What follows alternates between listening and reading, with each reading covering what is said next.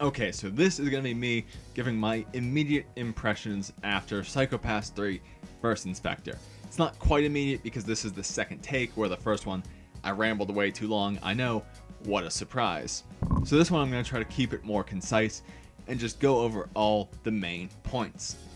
The big word I would use to steal a page from the Star Wars book to describe this is hope.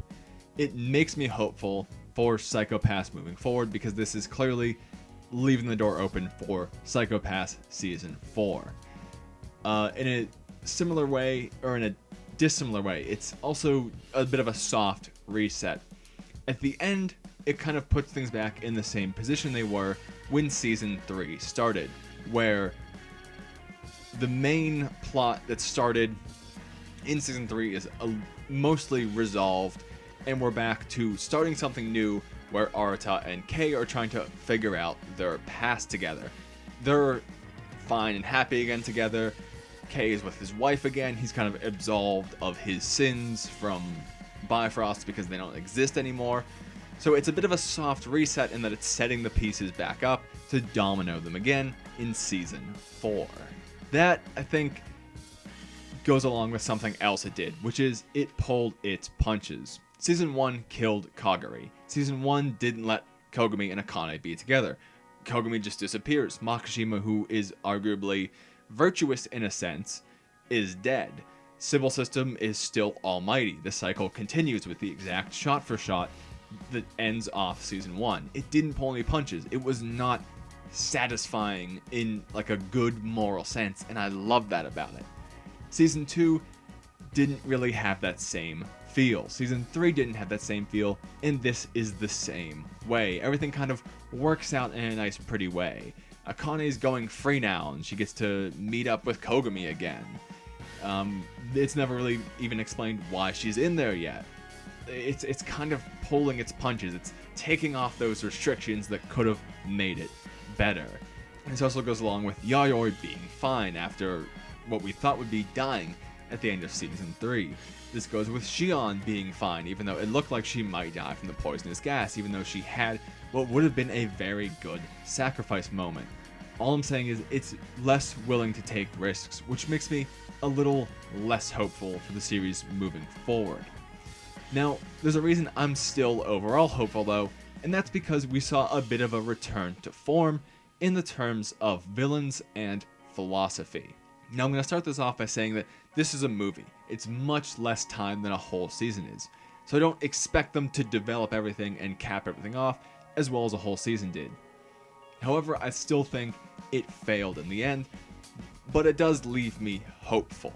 So let's address the villains first. Or villain, I guess we should say. Azusawa is fantastic in this. I think that's why I like it, because he 1000% shines up until the end. Now, at the ending, I think it's all detracted from when it's revealed that he's just seeking power and that he jumps from, I'm going to be a governor of Bifrost to, I'm going to join Sibyl System because it's a greater power. It's very standard. Now, I don't think they should just try to redo Makishima and have a villain acting on his own altruistic goals. But I think going in this direction just felt cheap. Because up to that point, they were building something good. He was very focused on choice. Now, choice in Season 3 was just them explaining how people were getting around Sibyl, where they're not directly harming someone because they gave them a choice. Where it's, ooh, your hue gets clouded and you go into therapy, or you die. It's the same thing here, but it's more philosophical. He's talking more about the meaning of the choice in a few moments. He's calling it a test to see if human nature is in accordance with Sibyl. He says you're still responsible for your own choices under Sibyl. It almost feels like they're going to develop it as him helping Sibyl. Like he's going to go ahead and help Sibyl evolve, because they also talk a lot at the end about Sibyl evolving. So I thought for a second that's what he was kind of doing. Like he was going to present Sibyl with his findings from this and say, you are flawed. Look at the system I've created that avoids you. I have done something godly.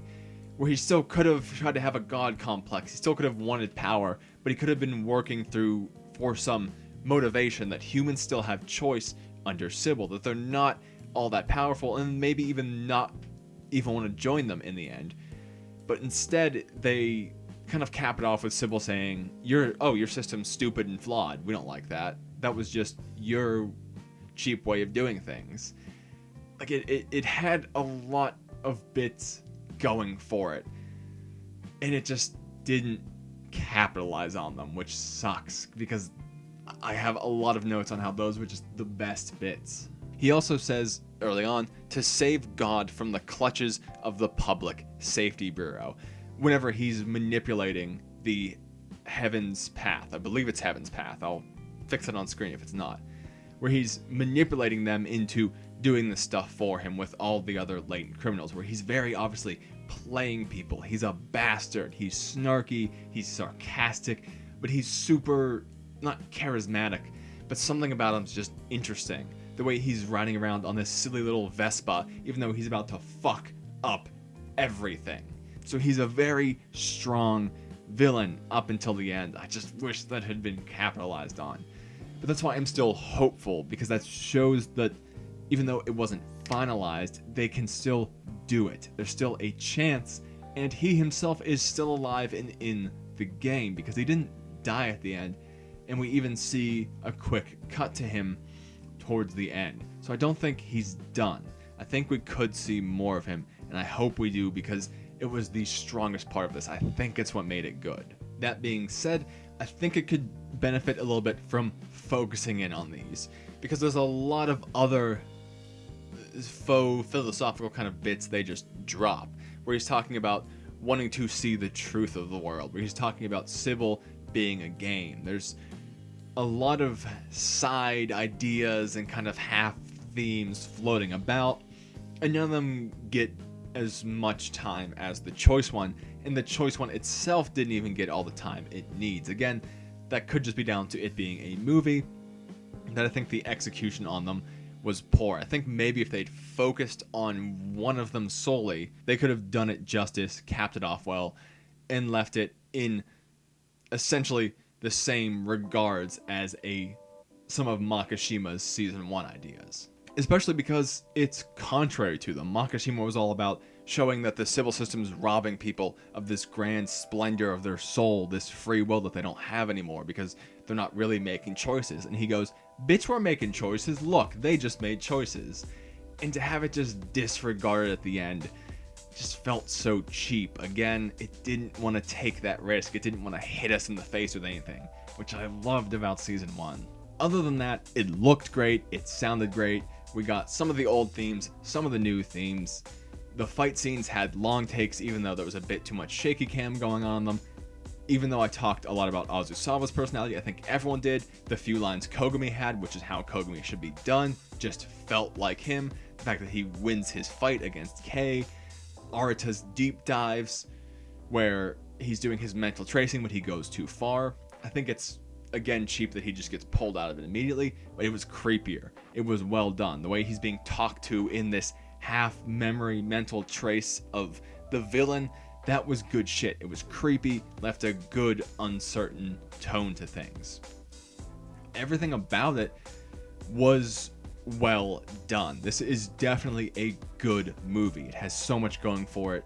Another thing I didn't mention is the premise. The fact that it's very Metal Gear Solid, where it's all taking place in this confined space.